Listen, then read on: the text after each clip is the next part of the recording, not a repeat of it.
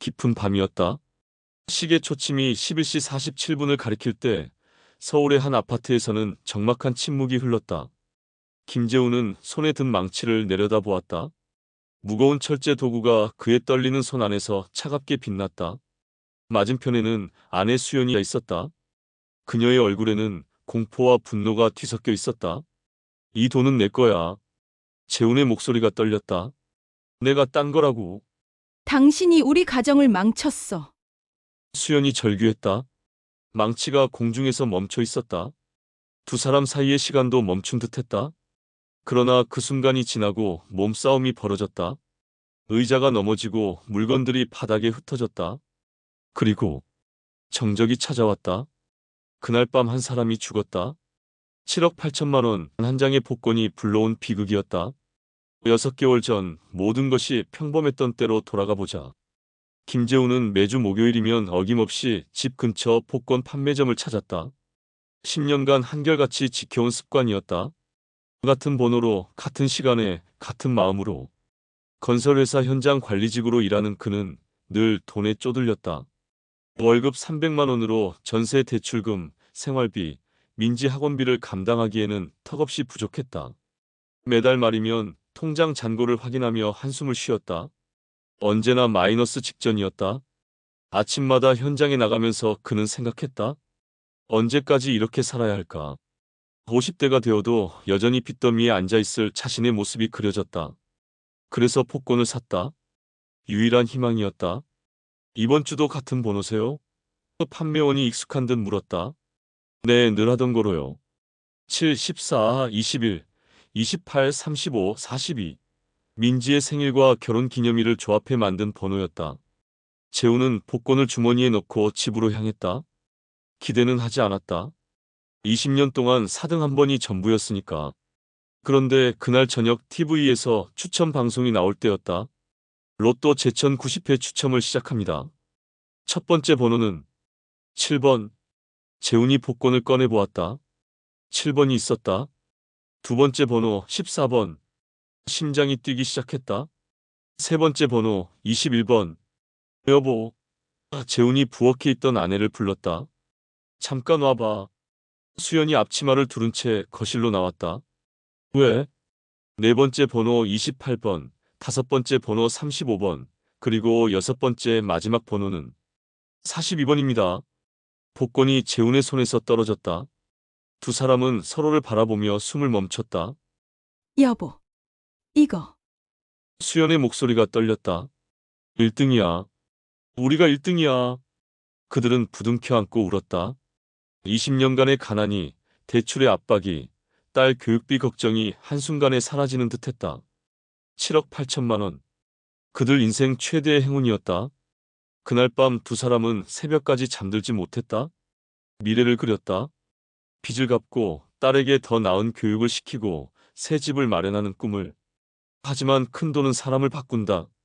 당첨 확인을 마치고 상금을 수령한 지 일주일 후 재훈의 태도가 달라지기 시작했다. 먼저 통장을 자신만 관리하겠다고 했다. 내가 돈 관리는 더 잘 알잖아. 재훈이 말했다. 하지만 우리가 함께 결정해야 하는 거 아니야? 수연이 반박했. 함께? 복권 산 것도 나고 번호 정한 것도 나인데? 첫 번째 금이 갔다. 재훈은 아내와 상의 없이 경기도 어느 땅에 4억을 투자했다. 수연이 통장 내역을 확인하고 알게 되었을 때는 이미 늦었다. 4억을 땅에 쏟아부었다고? 내 동의도 없이. 동의? 누구 돈인데 동의를 받아? 우리 돈이잖아. 아니야. 내 돈이야. 두 번째 금이 더 깊게 갔다. 재훈은 또 다른 투자처를 찾았다. 지인이 추천한 부동산 개발 사업이었다. 2억이 더 나갔다. 이번에도 수연은 나중에야 알았다. 도대체 뭘 하자는 거야? 미래는 생각 안 해. 아이들 미래? 내가 돈을 불려서 더 큰 미래를 만들어주는 거야. 불려? 지금까지 한 번이라도 성공한 적 있어? 날선 말들이 오갔다. 식탁은 더 이상 가족이 모이는 곳이 아니었다. 차갑고 긴장된 전쟁터였다. 6개월이 지났다. 7억 8천만 원은 이제 1억 2천만 원만 남았다. 재훈의 첫 번째 투자였던 경기도 토지는 개발 계획이 무산되면서 반값도 안 되었다. 두 번째 부동산 개발 사업은 아예 사기였다. 사업주는 돈을 가지고 잠적했다. 하지만 재우는 포기하지 않았다. 오히려 더 절망적이 되었다. 이번엔 확실해. 재훈이 흥분된 목소리로 말했다. 친구가 소개해준 건데 암호화폐 선물 거래야. 한 달만 기다려봐. 남은 돈을 10배로 불릴 수 있어. 수연은 더 이상 듣고 싶지 않았다. 그만해, 제발. 이제 정말 그만해. 그만하라고. 지금 그만두면 정말 끝이야. 우리 인생이 끝난다고. 이미 끝났어. 당신이 끝냈어. 재훈의 얼굴이 일그러졌다. 내가 뭘 잘못했는데. 7억을 날렸잖아. 우리 미래를, 민지 미래를 날렸다고. 재훈이 소리쳤다. 나는 우리 가족을 위해서 한 거야. 그날부터 재훈은 하루 종일 컴퓨터 앞에 앉아 차트를 보며 지냈다. 암호화폐 가격이 조금만 오르면 웃었고 떨어지면 책상을 쳤다. 완전히 중독된 도박꾼의 모습이었다. 수연은 더 이상 혼자 견딜 수 없었다. 결국 시어머니에게 전화를 걸었다. 어머니, 말씀드릴 게 있어요. 뭔데, 수연아? 민지 아빠가 로또에 당첨됐었어요. 6개월 전에 전화기 너머로 긴 침묵이 흘렀다. 7억 8천만 원 1등이었어요. 뭐라고? 그런 큰일을 지금까지 왜 말 안 했어? 민지 아빠가 아직 말하지 말자고 해서 그래서 지금은 뭔데? 민지 아빠가 투자한다고 거의 다 날렸어요. 그래서 이제 와서 나한테 전화했다는 거야? 수르연아, 좋을 때는 말도 안 하더니 안 좋을 때만 전화하네. 우리를 뭘로 보는 거야? 그게 아니에요, 어머니. 그게 아니긴. 7억이나 되는 돈을 6개월이나 숨기고 있다가 문제 생기니까 이제 와서 도와달라고? 수현아, 너희들이 선택한 거잖아. 우리한테는 말도 안 하고 알아서 하더니 이제 와서 뭘 도우라는 거야? 그럼 너라도 정신 차려야지. 나는 모르겠다. 우리를 믿지도 않는 며느리한테 뭘 해줄 수 없어. 앞으로 연락하지 마. 너희들 일은 너희들이 알아서 해. 수연의 목소리가 떨렸다. 그런데 계속 더 위험한 일에 손을 대려고 해요. 말을 해도 안 들어요. 어머니, 민지 아빠가 이상해졌어요. 도와주세요. 시어머니는 아무런 말이 없었다. 어머니, 제발. 민지 아빠 혼자서는 안 돼요. 정말 이상해졌어요. 어머니, 뚜마이너스, 뚜마이너스, 뚜마이너스. 전화가 끊어졌다. 수연은 멍하니 수화기를 내려다보았다. 마지막 희망마저 사라졌다. 그 무렵 재우는 마지막 도박을 준비하고 있었다. 암호화폐 레버리지 거래. 남은 돈 전부를 걸겠다는 것이었다. 어느 날 저녁 수연은 재훈이 컴퓨터 화면을 보고 경악했다. 마이너스 87%라는 숫자가 화면을 가득 채우고 있었다. 여보, 이게 뭐야? 재훈은 고개를 돌리지 않고 대답했다. 조금 잃었어. 조금? 이게 조금이야? 내일이면 회복할 거야. 시장이 돌아오면. 시장이 돌아온다고? 당신 정신이 나갔어? 수연이 컴퓨터를 꺼버리려 하자 재훈이 벌떡 일어났다. 건드리지 마. 지금 중요한 타이밍이라고. 중요한 타이밍?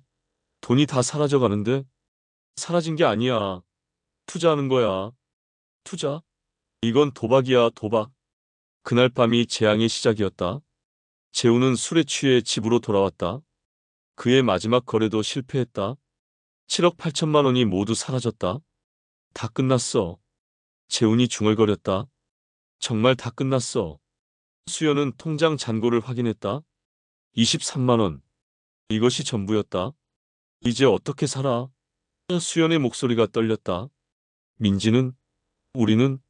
모르겠어. 정말 모르겠어. 모르겠다고. 당신이 이렇게 만들어 놓고 모르겠다고. 재훈이 고개를 들었다. 그의 눈에는 이제 절망과 분노만 남아 있었다. 내 잘못이라고. 내가 우리 가족을 위해서 한 건데. 가족을 위해서? 가족을 망친 거잖아. 망쳤다고. 재훈의 목소리가 높아졌다. 그럼 당신이 했으면 더 잘했겠다는 거야? 적어도 이렇게 미치지는 않았을 거야. 미쳤다고? 내가 미쳤다고? 재훈이 술병을 집어던졌다. 바닥에 깨진 유리가 흩어졌다. 당신 때문이야. 재훈이 소리쳤다. 당신이 계속 잔소리하고 방해해서 집중할 수가 없었어. 내 탓이라고? 내가 뭘 잘못했는데? 매번 불안해하고 매번 그만하라고 하고 그래서 제대로 된 판단을 못한 거야. 수연은 더 이상 참을 수 없었다. 그럼 나가. 혼자 살아. 나는 이제 지쳤어. 그 순간 재훈의 이성이 완전히 끊어졌다. 그는 공구함을 열었다. 망치를 꺼냈다. 지쳤다고?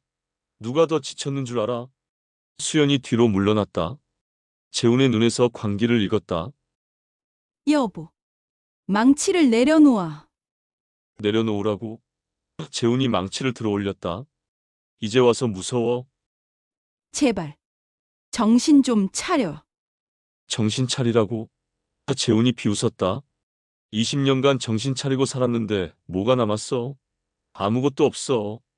수연이 벽 쪽으로 밀렸다. 재훈이 한 걸음씩 다가왔다. 내가 감히 이 돈에 대해 뭐라고 할 자격이 있어? 내가 번 거야. 내가 딴 거라고. 여보, 제발. 제발. 이제 와서 제발. 망치가 공중에 멈춰 있었다. 수연은 숨을 멈췄다. 그 순간 둘 사이에서 몸싸움이 벌어졌다.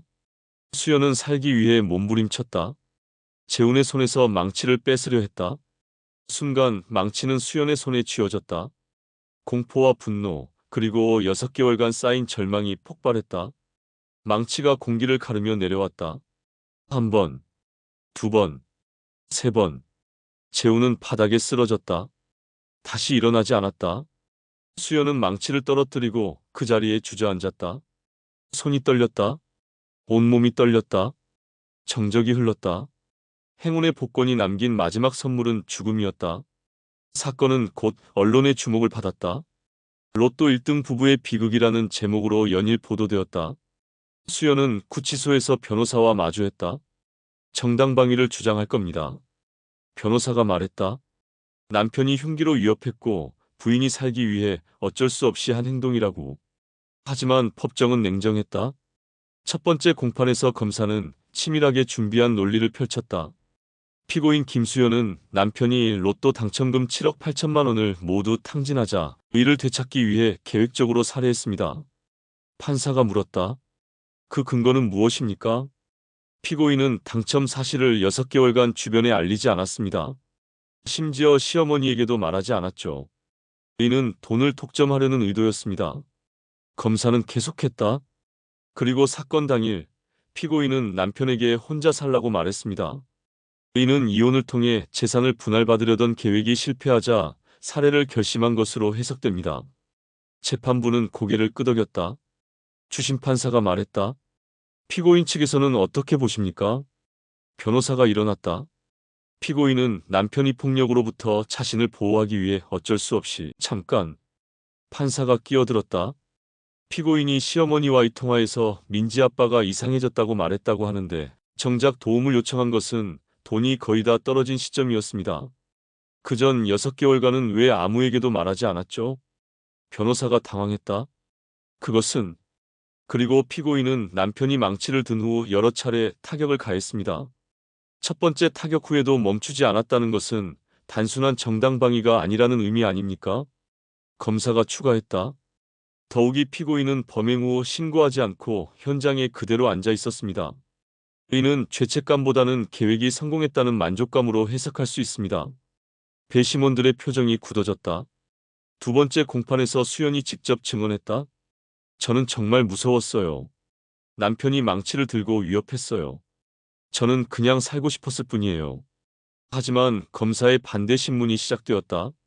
피고인, 당첨 사실을 왜 시어머니에게 말하지 않았습니까? 남편이 말하지 말자고 해서. 6개월 동안 말입니까? 그동안 시어머니와는 연락하지 않았나요? 연락은 했지만 그럼 왜 가장 중요한 사실은 숨겼습니까? 혹시 나중에 돈을 독점하려던 계획 때문은 아닙니까? 그런 게 아니에요. 그럼 왜 혼자 살라고 말했습니까? 이혼을 통해 재산 분할을 받으려던 것 아닙니까? 저는 그냥 너무 화가 나서 판사가 개입했다. 피고인, 남편을 한번 타격한 후에 왜 계속했습니까? 저도 모르게. 세 번의 타격은 우발적이라고 보기 어렵습니다. 재판부의 분위기는 이미 정해진 듯했다. 주심 판사가 말했다. 이 사건은 단순한 부부 갈등이 아닙니다. 거액의 돈을 둘러싼 계획적 범죄의 가능성이 높습니다. 최종 판결에서 재판장이 선고했다. 피고인 김수현은 남편과의 재산 갈등에서 우위를 점하기 위해 계획적으로 살해한 것으로 판단됩니다. 6개월간 당첨 사실을 숨긴 점, 이혼을 언급한 점, 그리고 연속적인 타격을 가한 점을 종합할 때 이는 정당방위의 범위를 벗어난 고의적 살인입니다. 피고인 김수현에게 징역 15년을 선고합니다. 수현은 그 순간 무너졌다. 자신이 돈을 독차지하려 했다고. 6개월간 숨긴 것이 계획적 범죄의 증거라고. 아무도 그녀의 진실을 믿지 않았다. 법정에서 그녀는 그저 욕심 많은 아내, 돈에 눈이 먼 살인자일 뿐이었다. 수연이 수감된 지 1년이 지났다. 회색빛 교도소 독방에서 수연은 아침 6시 기상 사이렌에 깨어났다. 그녀는 기계적으로 몸을 일으켰다. 그와 동시에 텅 빈 아파트에서 18살이 된 딸 민지는 알람 없이 잠에서 깨어났다. 더 이상 깨울 사람이 없었다. 수연은 시멘트 벽을 바라보며 하루를 시작했다. 민지는 적막한 정적을 느끼며 하루를 시작했다. 수연은 정해진 시간에 정해진 음식을 받아 먹었다. 민지는 냉장고가 비어 있어 편의점 삼각김밥으로 끼니를 때웠다. 수연은 좁은 창가에 서서 철망 너머로 보이는 하늘을 바라봤다. 구름이 천천히 흘러갔다. 수연은 밤이면 딱딱한 침대에 누워 형광등 불빛을 받으며 잠들지 못했다. 그날 밤이 떠올랐다. 망치를 든 손이, 재훈의 마지막 모습이. 두 모녀는 서로 다른 감옥에 있었다. 하나는 법이 만든 감옥에서, 하나는 현실이 만든 감옥에서. 둘 다 그날 밤에 갇혀 살고 있었다. 그 행운의 복권이 남긴 것은 7억 8천만 원이 아니었다. 두 개의 감옥이었다. 복권 판매점은 여전히 그 자리에 있다. 사람들은 여전히 꿈을 사러 온다. 행운을 기다리며. 김재훈과 수연의 이야기는 사람들 사이에서 가끔 화제가 된다. 로또 1등의 저주라고 부르는 사람도 있다. 하지만 진실은 더 단순하다. 돈은 사람을 바꾸지 않는다. 다만 그 사람의 진짜 모습을 드러낼 뿐이다. 숨어있던 욕심을, 감춰진 이기심을, 억눌린 폭력성을. 7억 8천만 원의 행운은 한 가정을 완전히 파괴했다. 남편은 죽었고 아내는 감옥에 갔으며 아이는 홀로 남겨졌다. 행운도 잘 사용하지 못하면 한순간 저주로 바뀌는 걸까? 내 현실에 감사하고 주변을 돌아보게 되는 이야기였다.